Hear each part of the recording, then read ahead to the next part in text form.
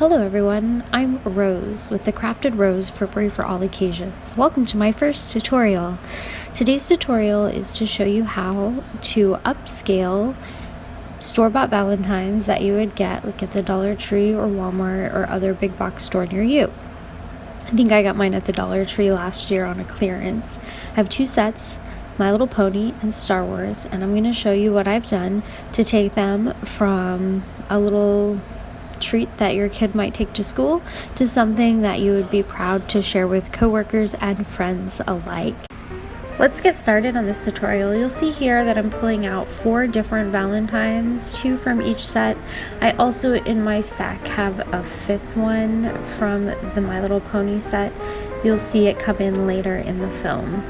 See, I have them there on the mat, and I'm going to scoot them over to the side and show you what I have made so far. I'm going to speed up the video and you can enjoy with some music.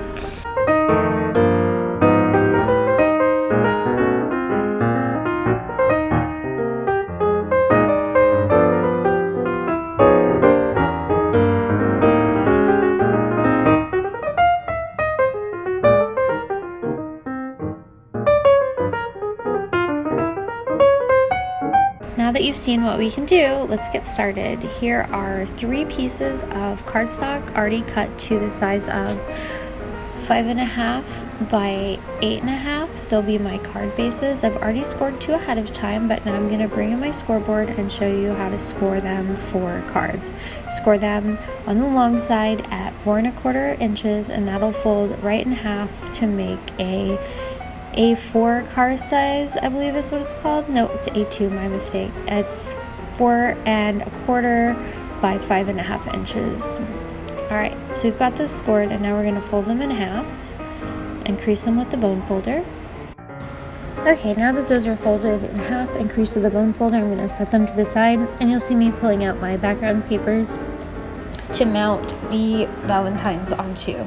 We've got some orange here for Rainbow Dash and our astromech friend, and we've got some pink for Pinkie Pie and blue for the other Star Wars bunch.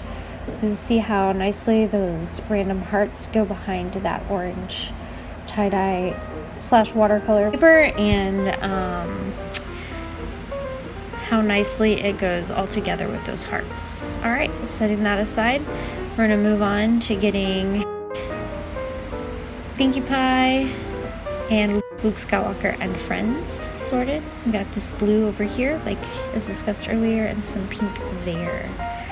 The big thing that I'd like to discuss is adhesive. So you'll see that I have throughout this video and up in the top there, I have some tape and I have some liquid adhesive.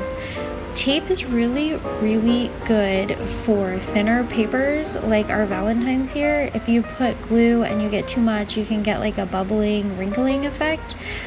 So you'll see that I use the tape gun. I have my ATG gun, but you can use whatever double-sided tape you have that you like that works well for you.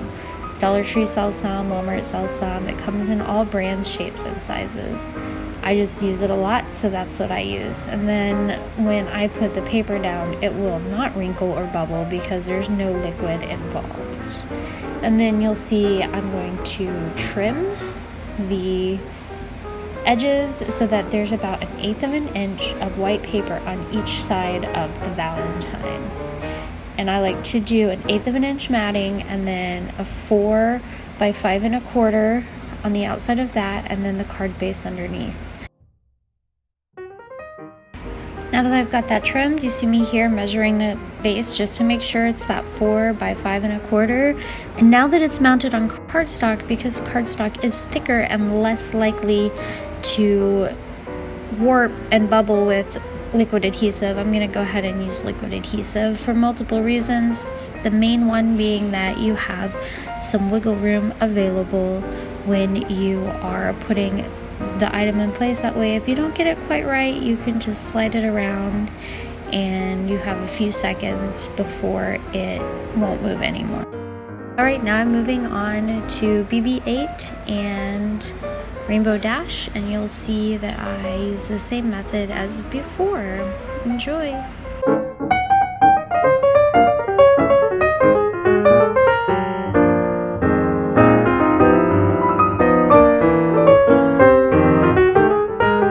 while my card fronts are together, I'm going to put them on the card bases.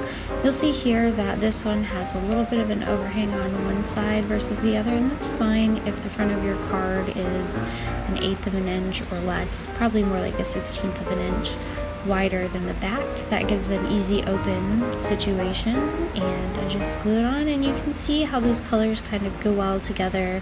And I really like how the oranges in the hearts and the matting bring out the orange in BB-8. And the same again with Rainbow Dash. You can see that she is going to look great with all of that orange around her. Here I'm pointing out that the inside of the card does have color to it. It's pink, but it's a light enough pink that you can write on it. Once I get these mounted onto the card bases, I will pull in that rarity card to the right and show you the process of picking out colors and getting everything done from the beginning. I am going to set that portion from music once I get past the initial getting the perforations off the Valentine portion. Alright, here we go. You see me lifting this up so you can see the perforations, which didn't come through on the video very well.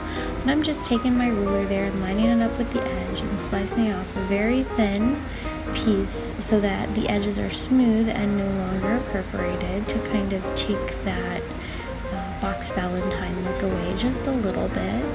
And then once that's done, I'm going to start pulling out scraps and looking and trying to bring out the blue in those diamonds in the background with the pieces that I use. So again, I'm going to switch over to some music. Enjoy!